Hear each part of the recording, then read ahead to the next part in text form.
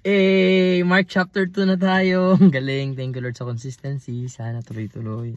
Sana matapos namin po itong Gospel of Mark. Bumalik si Jesus sa Capernaum.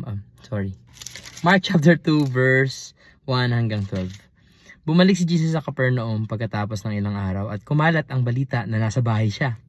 Dumagsado ng maraming tao kaya wala ng space kahit hanggang dun sa labas ng pinto. Habang nagtuturo si Jesus, dumating ang 4 na tao na may dalang paralyzed na lalaki. Nahirapan silang ilapit ang paralyzed kay Jesus dahil sa dami ng tao. Kaya gumawa sila ng butas sa bubong at binaba nila doon yung banig kung saan nakahiga ang lalaki. Nang makita ni Jesus ang faith nila, sinabi niya sa taong paralyzed, "Anak, pinatawad na ang mga kasalanan mo."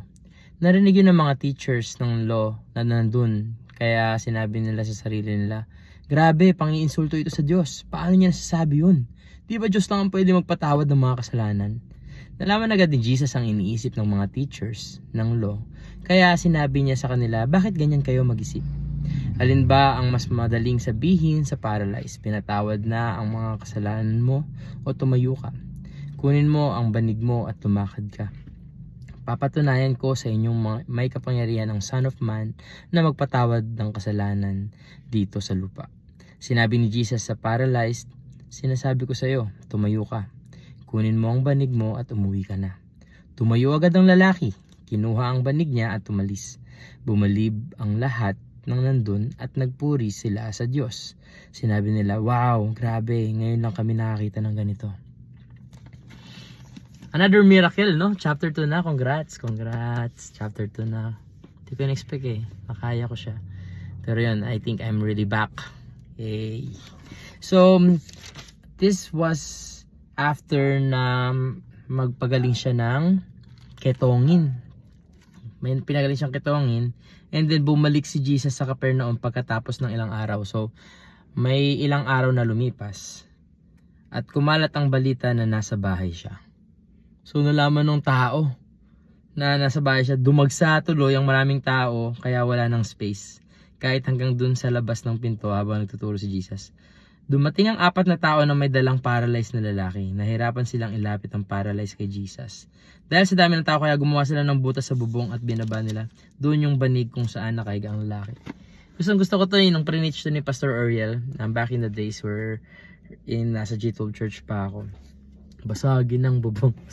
Pero reading this and hearing this story, may taong paralyzed tapos may 4 na lalaki, dinala siya kay Jesus. Dahil wala ng space, gumawa sila ng way. Gumawa sila ng butas sa bubong. Ang bubong po ng mga bahay po in their setup, in their setting, gawa sa kumbaga konkreto po yung bubong, hindi po yero ang mga bubong sa bahay po sa Galilee. Umuwi siya sa bahay nila 'di ba taga Nazareth siya. Ang Galilee po ay bayan, ang Nazareth po ay bayan sa Galilee. So technically parang Dasma yung Nazareth, Galilee, Cavite, ganon Dasma, Cavite. So nung umuwi siya, dinagsahan ng tao yung bahay nila, no? Ang hirap nun yung mapuno nga lang yung bahay, grabe na yung stress namin naman. Siyempre, saan pa pwesto, sana sila upo. Alam, sige, love, ay, hindi tayo naka-aircon. Ang init. So, ang dami ng stress no? Eto, mas matindi yung stress nila kasi sobrang sikat na ni Jesus na nagpapagaling siya, punong-puno yung bahay. Grabe siguro yung stress.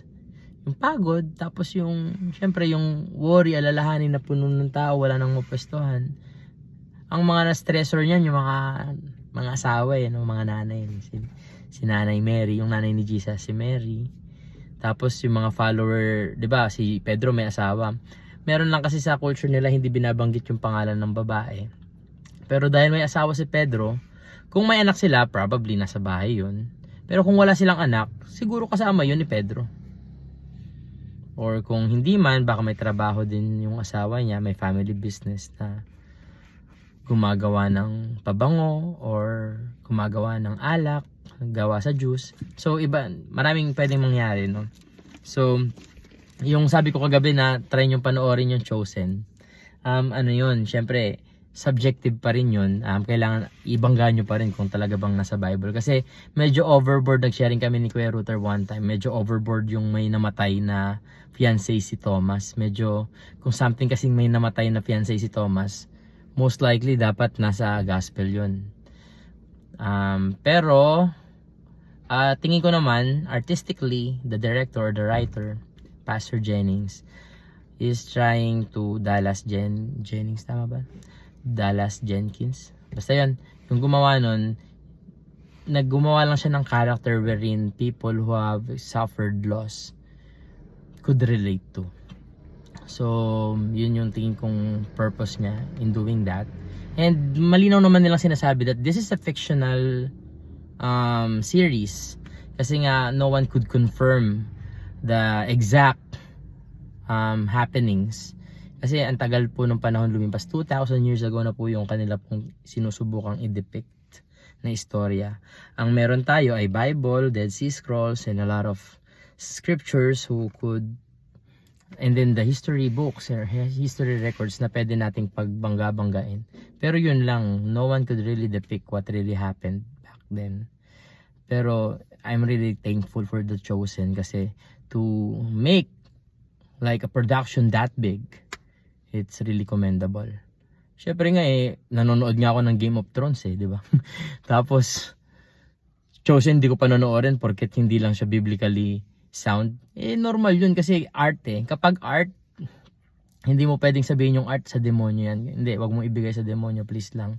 Kasi ang art po, meron po yung artistic value wherein hindi mo kailangan maging grammar lagi correct. Di ba? Pag kanta, may mga mali-mali grammar sa kanta pero bakit natatanggap? Kasi naka-beta mode daw yung, ito yung gusto ko turo ni Kuya Router naka-beta mode daw yung brain. Hindi siya naka-alpha mode wherein ginagawa niyang logical lahat ng bagay. Pag beta mode, whenever we hear music, whenever we see an art, painting, naka-beta mode siya wherein we are just appreciating the art. And doon madalas nakakapasok sa subconscious natin yung message ng art na pinapakinggan mo. Kaya minsan na-modify niya yung mga value system and core values mo. Wow! Tunog matalino. So balik tayo sa story. Di naman yung kasama sa usapan, no? Ito lang, nasabi ko rin kahapon about sa friendship I'm so blessed with friendship na minsan nagbibiroan kami ng dami mo kaibigan dad. Wala namang totoo. Pang-asal niya lang sa akin. Pero I have two close friend na si Gideon tsaka si Kuya Ian. And sa amin tatlo, pag dalawa lang kami magkasama, parang di ganun yung namin, yung synergy or parang mas feel namin yung friendship namin pag tatlo kami. Madami kami nagagawa pag tatlo kami. Pero pag dalawa lang, kasi si Kuya Ian nag-abroad yun, pabalik-balik. Nakadalawang balik niya siya sa Saudi. Pag dalawa lang kami ni Gideon, hindi naman namin trip magsama na kami dalawa lang. Parang wala si Kuya parang ganon. Kami naman ni Kuya Ian, minsan may mga trip kami na kami lang, jogging, exercise.